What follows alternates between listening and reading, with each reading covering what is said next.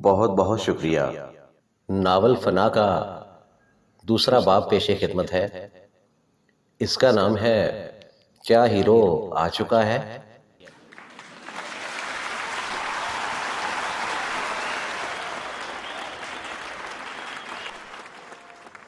Cigarette सुलगाकर नौजवान आराइशे गेसू फनकार छीना ने जो ही एक कश लेकर सामने देखा तो आगे से बस्ती की त्याग पेशा तवाइफ चानन बाई की ले पालक बेटी मलका दूर से उसी की तरफ दौड़ती हुई चली आ रही थी।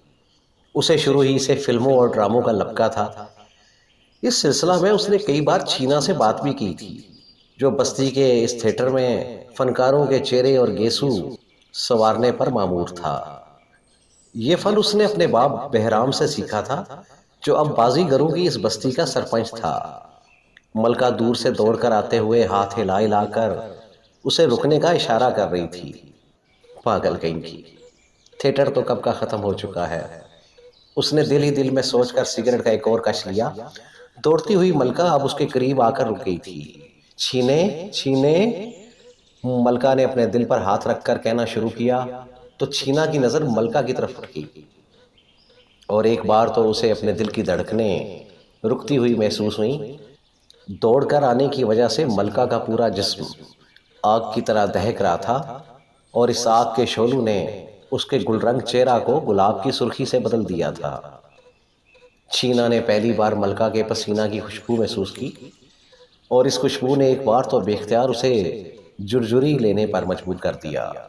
जबकि मलका अपनी ही लहक में कहे जा रही थी, छीने छीने, वो ना बस्ती में आ गया है। कौन बस्ती में आ गया है?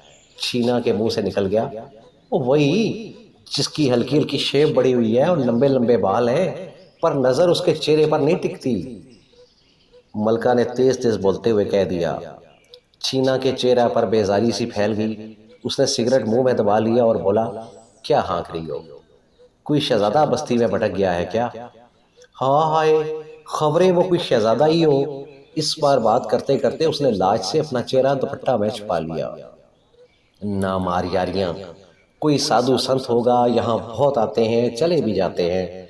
छीना ने सिगरेट का बचा हुआ टोटा दूर फेंक कर कहा, नहीं छीनिया, वो जो कोई भी है जाने के लिए नहीं आया। मलका ने इतना यकीन के साथ कहा कि छीना उसके चेहरा की तरफ तकने लगा। तू तो ऐसे कह रही है जैसे उसे सदियों से जानती है। छीना ने हैरत से कहा तो मलका की भवें तन गईं। मैं जा रही हूँ, जाके माँ को उसके बारे में बताऊं। जरा रुक मलका, मेरे नाल चल, मुझे भी आज चानन खाला से एक जरूरी गल करनी है। छीना ने उसे रोककर कहा, तू पता नहीं कब चलेगा, घर माँ अकल्ली है, मेरी राह तकती होगी। मलका ने जल्दी जल्दी दुपट्टा अपने सर पर खींच लिया। फिर जब तक छीना उसे रोकने के लिए हाथ उठाता, वो किसी हवा की तरह उसके पास से गुजर गई। मलका के जाने के बाद छीना भी अपने बोझल कदम उठाता बस्ती के उस कच्चा रास्ता पर हो लिया जो सीधा उसके घर की समत जाता था। अपने घर की तरफ चलता हुआ भी वो मलका के बारे में ही सोच रहा था। मलका आज कैसी बेकी बेकी बातें कर रही थी। उसने सोचा, हो ना हो ये रेहाना की जुदाई का असर है, जो नूर पीर के वेला ही पढ़ने के लिए शहर चली गई थी। रेहाना का ख्याल आते ही मलका उसके जहन से किसी अरफे गल्त की तरह मिट गई। गो मलका का हुस्न चांद को शर्माता था, मगर वह रेहाना के हुस्न के आगे यूं ही थी जैसे सूरज के सामने कोई टिमटिमाता हुआ मध्यम चराग। पूरी बस्ती में उसके हुस्न के चर्चे जुबाने ज़दे खासो आम थे। यहाँ कौन था जो उसके फिराक में मुस्तरिब न था? शायर इमरान अता ने तो अपने दीवान का नाम ही इमरान नामा से बदलकर रेहाना नुमा रख दिया था। मुसव्वर तसव्वुर हुसैन ने रेहाना को देखने के बाद तस्वीर बनाना ही बंद कर दी थी। वो कहता था, ये सुंदरता रंगू छंगू में समाने वाली नहीं। और तो और बस्ती का मुजस्मा साज एहतशाम भी उसके हुस्न को यूं खराज तहसीन पेश कर चुका था, जो पत्थर भी उसके बदन में डलेगा उसका कलेजा फट जाएगा।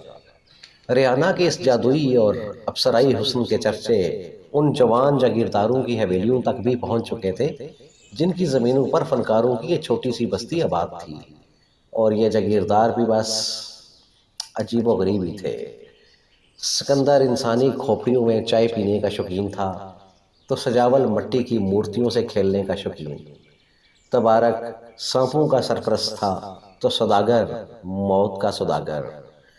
एक अजायब भी तो था, इन सब से अनोखा और खौफनाक। उसका बस एक ही शौक था, नित नए चेहरे बदलने का शौक। बस्ती में आज तक किसी ने उसकी असल शक्ल नहीं देखी थी। वो हर रोज एक नया और खौफनाक रूप धार कर सामने आ जाता था।